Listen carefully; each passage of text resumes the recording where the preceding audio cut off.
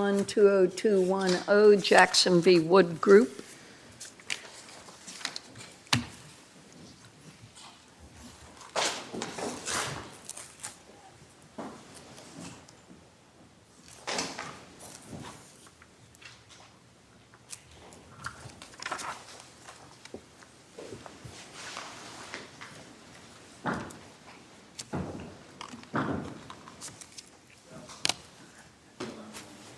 Ms. Rosenberg, when you're ready.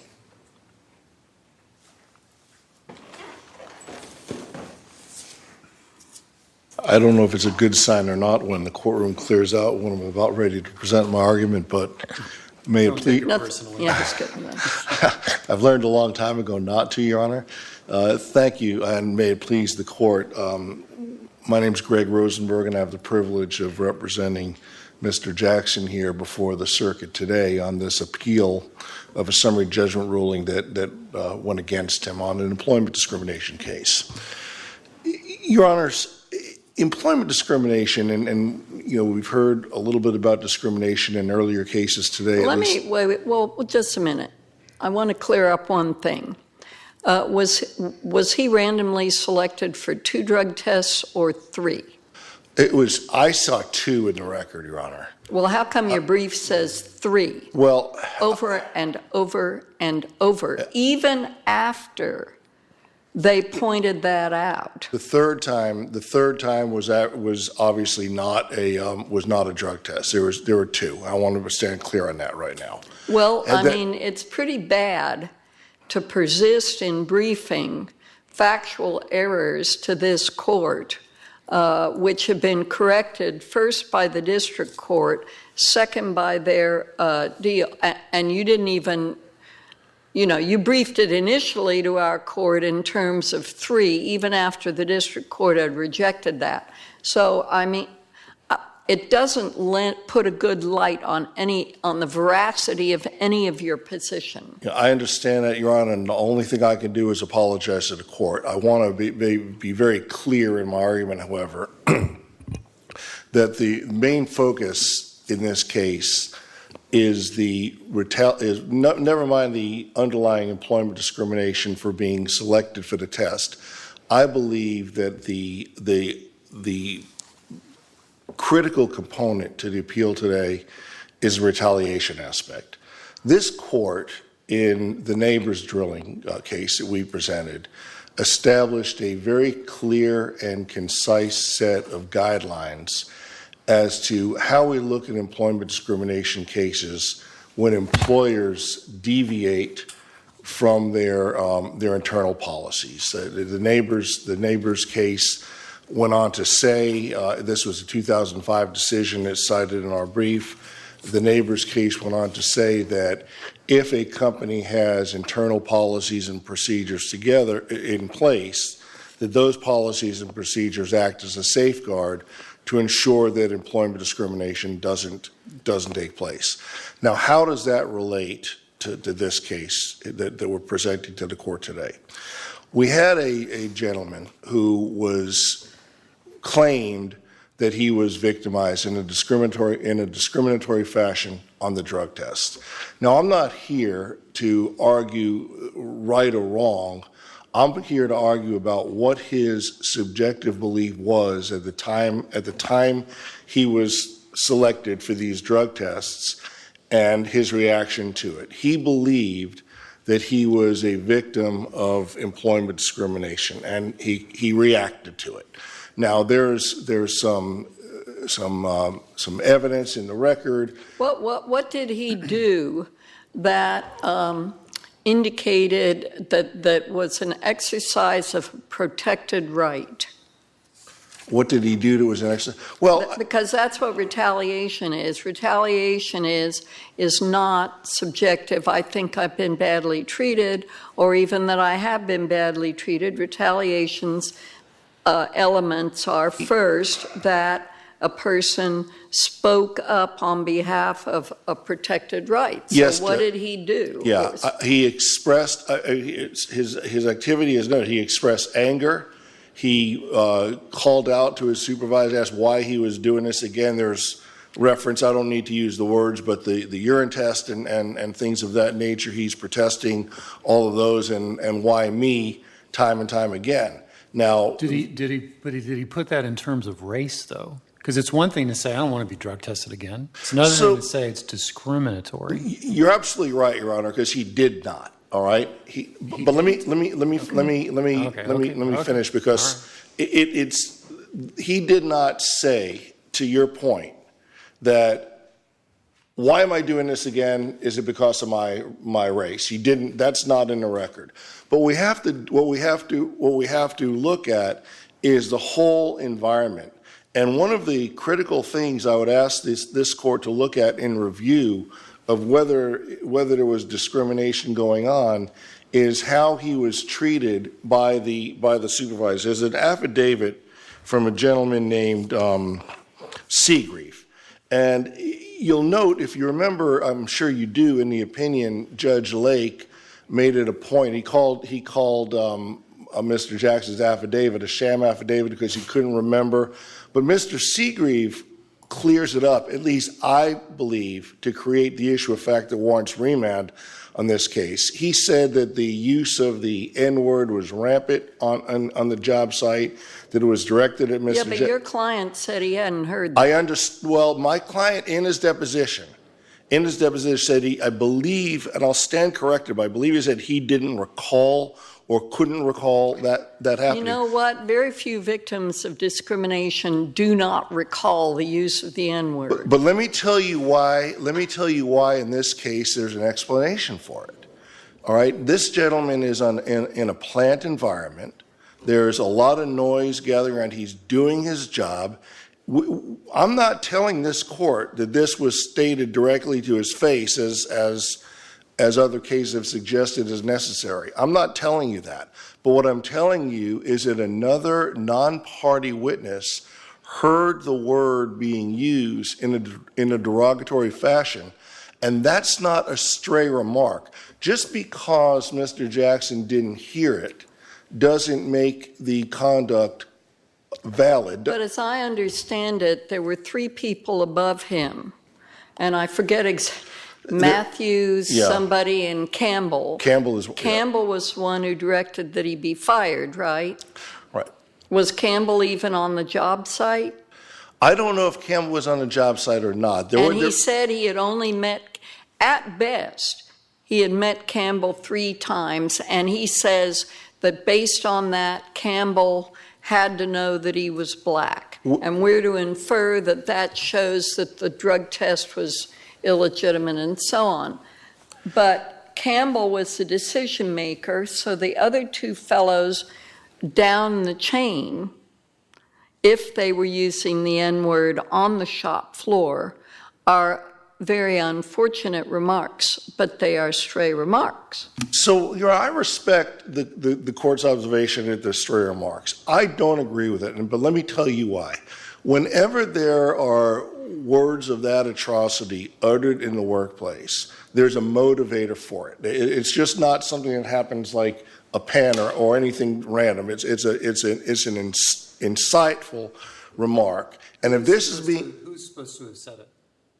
Wasn't it Hall? What? Wasn't it?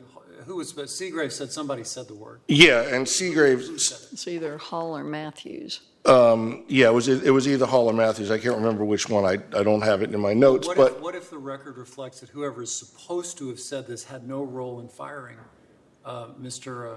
Jackson? I don't think the record ever developed that far. I truly believe the district court was upset about the affidavit and his choice of words in responding to the question whether or not he heard it. No, it was your choice of putting up an affidavit that was contrary. Okay, had some tension with his deposition. Just for clarification purposes, I respect that. I wasn't the trial counsel. Okay. It was our side of the case. I understand what you're saying, but I believe, looking back on it, I believe that Seagraves clarifies, and I think he creates the issue of fact. Employment discrimination. But that doesn't. So you're saying he was fired not because he threw off his protective gear, stalked into the equipment room, dropped his radio and said, "I'm out of here." He wasn't fired because he was in the face of his supervisor violating the local safety rules and they refusing immediately to do the drug test. He was fired because he cussed about it. What I am saying...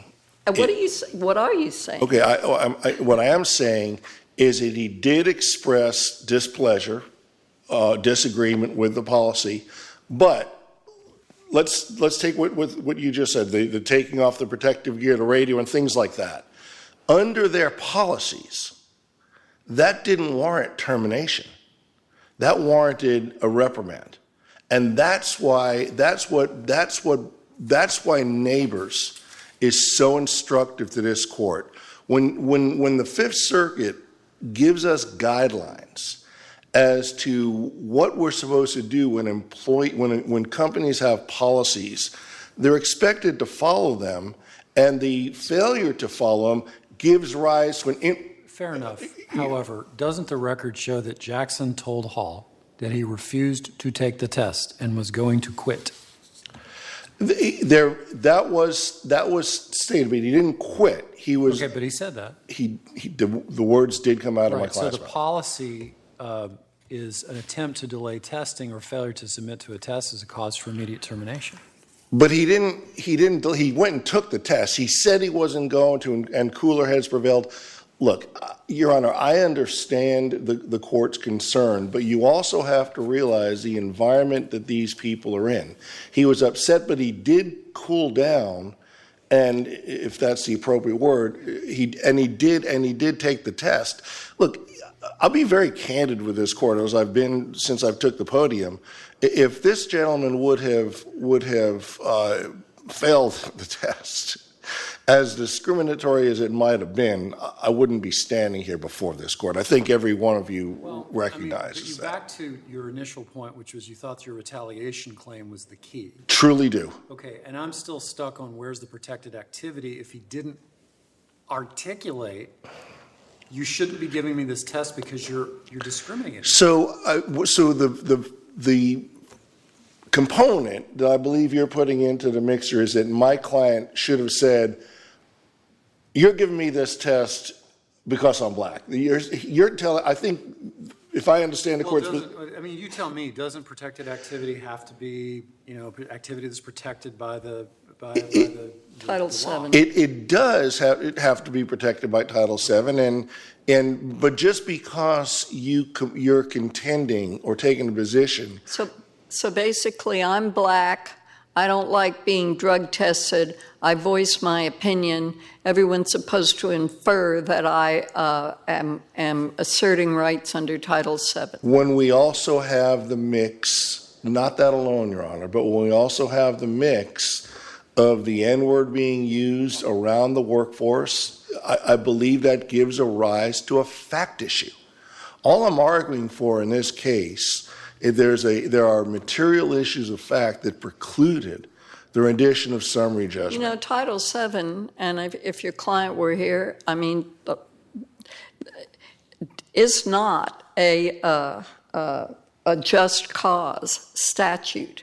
It is a discrimination statute, and he may or may not have been fired for just cause. We're not here to adjudicate that, but how you string that together under these circumstances into racial discrimination when in the face of plainly random testing, which they proved upside, downside, and sideways, and then you brief that on appeal, and now you tell us you back off of that, and now you say, well, retaliation is the gravamen because he cussed at his supervisor when he was delaying the drug test. I don't understand as litigating principle. Yeah, Your Honor, we had two components to our brief, the discrimination aspect and the retaliation aspect. Judge Lake goes as far as saying in his opinion that as far as the temporal proximity component goes, we have that. He says it in his opinion. What Judge Lake said we didn't have was pretext. I'm arguing to the court that if you look at Neighbors, and if you look at the mandate that the Fifth Circuit has instructed its employees to follow its policies, and not give, I don't want to be smart with the court, but the punishment doesn't fit the crime here, Your Honors. It's a situation where the worker loses his job because he's protesting something. We have the district court saying in its own words, we have the temporal proximity argument.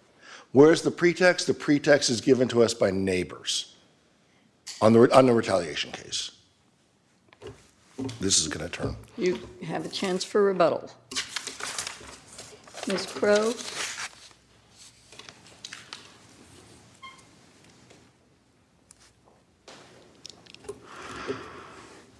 May it please the court.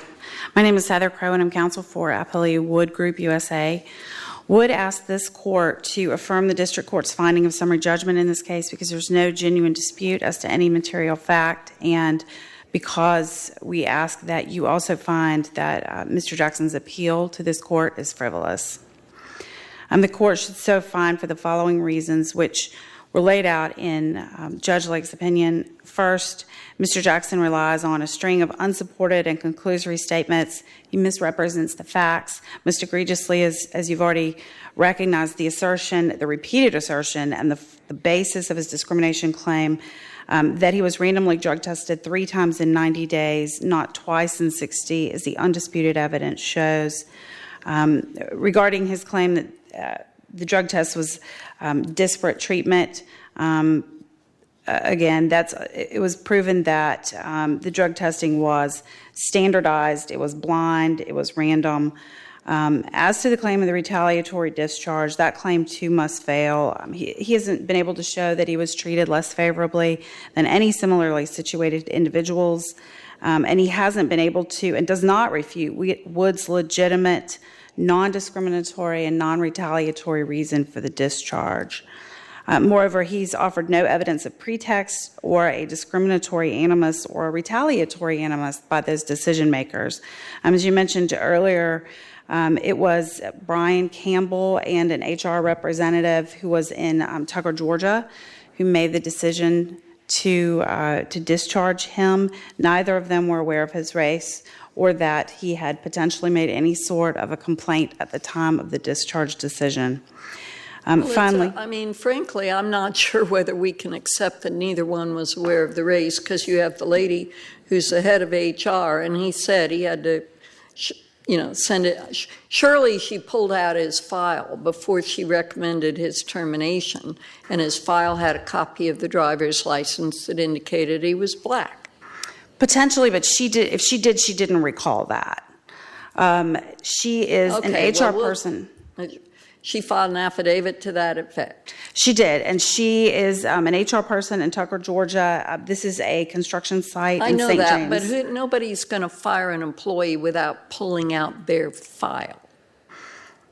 All right, and then as to Mr. Campbell, the most we have is that he might have met the plaintiff 3 times, but he's in Georgia and they're in Louisiana, right? He was on site. He was on site. This is a huge construction site. It's 30-something acres. There are hundreds of employees out there. Right. Only a portion of them are Wood employees.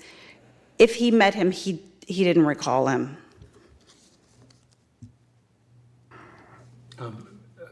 Counsel opposite was relying in particular on the retaliation claim, and we were having a conversation about protected activity.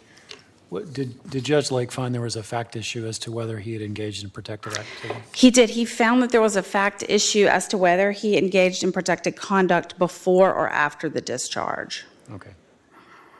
So he did. He did find I should know this, but he did find a prima facie case of retaliation? He found that there was a fact issue as to whether or not he had engaged in protected conduct, and whether or not that was before or after the discharge. But he found that there was no pretext. Okay. There was no causal connection. Okay. As to the harassment claim that he made, Mr. Jackson was not subjected to any severe pervasive harassment, nothing that altered the terms and conditions of his employment. As to the allegations that there were some sort of racially derogatory comments, as you noted, he testified that he didn't hear any of that. He was unaware of any of that. Did he make a harassment claim? He did, but it really was based more on the testing. He felt that being asked to test twice was discriminatory. One thing I would like to note with respect to the misstatements in the briefing, there was the misstatement, of course, about how many times. There were other things as well. There was the statement in briefing that he didn't say he quit when he clearly, his testimony clearly was that he told the foreman that he quit. And he also asserts the failure to report to the testing. He argued that in the briefing that he didn't fail to report to the testing, but the problem was that the policy requires that he go and take the test without delay, and he obviously delayed. And as to that, there was a white employee who also refused to take the test for reasons that are not in the record, but he didn't go straight to take the testing, and he too was fired on the same day.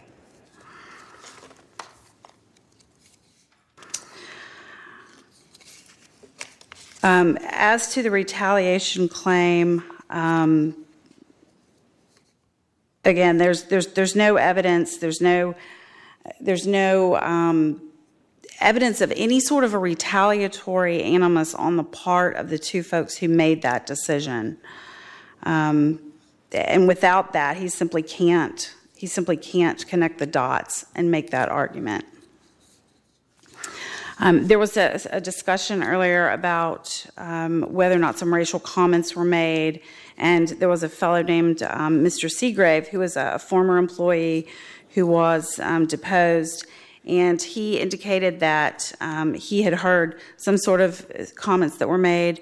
One of the things about Mr. Seagrave's testimony, or his testimony in his deposition, was that as it applies to Mr. McDaniel, who was the person who was above the foreman. He wasn't the decision maker. He was in the middle. He alleged that he had made some sort of racial comments. The problem with that testimony is that there were, in addition to it being a stray remark, there was no context. He also testified that they had worked together years before in Orlando at another job, and that he gave no context as to where this happened. He gave no details as to what was said. And he did say that it wasn't about Mr. Jackson. So we would, continue to argue that that is definitely a stray remark. In short, Mr. Jackson was unable to meet his burden of showing that he was treated less favorably than similarly situated employees with respect to his discharge or with respect to the testing itself. And moreover, we would ask that in light of the frivolity of these arguments and the repeated misstatements and allegations that are clearly contrary to the evidence, that this court would find that this is a frivolous appeal as well. What's your best case for that under Rule 38? We would like attorney's fees and double costs. I understand that. What case best supports your argument? I'm sorry.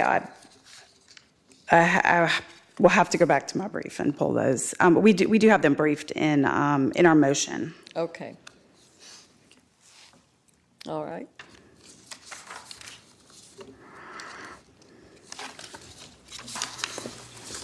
I think we have your argument. Okay, thank you so much. Thank you. Mr. Rosenberg. Thank you, Your Honor. I want to address the frivolity of the appeal issue. Obviously, the court's concerned about it. When a district court gives you the prima facie case, and we're arguing on appeal about pretext, there isn't anything frivolous about advancing your client's cause as to whether or not there's pretext in the record to support the holding. That's representing a client zealously. That's not causing a disservice to the court or anything of that nature. And to highlight again the genuinity or the genuineness, if you will, of my argument, when the district court gave us the prima facie case, and we're resolving this case on pretext, and I've got Fifth Circuit authority that nobody's challenged, the neighbor's case, which, I'm sorry? Well, I don't think, speaking for myself and probably the panel, I don't think we hold it against your client that he's arguing about retaliation and pretext. I think the problem is misstatements of the record. And we have to look at how many misstatements of the record were there and sort of make a determination about whether a reasonable attorney could have fouled up so often. I mean, did your client say he was going to quit, or did he not? Well, he did utter those words. The words were taken out of context. They were heat of the moment utterances. Well, he might have regretted them, and certainly we all say things that we regret. But if he says he's going to quit, what's a manager to believe? And they reported it immediately up the chain to Mr. Campbell, as far as I think the environment of the conduct needs to be examined by the court, and I would submit to the court that within his utterances there are emotion and things that I would ask the court to excuse. Well, your brief could have said, yes, he uttered those words, but. I understand. The other point is, did Wood Group argue whether, as a matter of law, there was protected conduct? In their brief? In the district court. Oh, in the district court, they said that there was no. They took the position there was no protected conduct. But I believe in Judge Lake's opinion, he said he wasn't clear on whether Right. it was before or after the firing. Right. All right. Yeah. Okay. Well, I just wondered whether they had raised that. They did. I don't think they raised it in their appellee brief here. Right. With that, I stand. Like I say, I've got a few minutes left. I truly believe Neighbors prevails as to how this case gets to the jury on at least a retaliation case. I thank the court for its time. All right. Thank you. All right.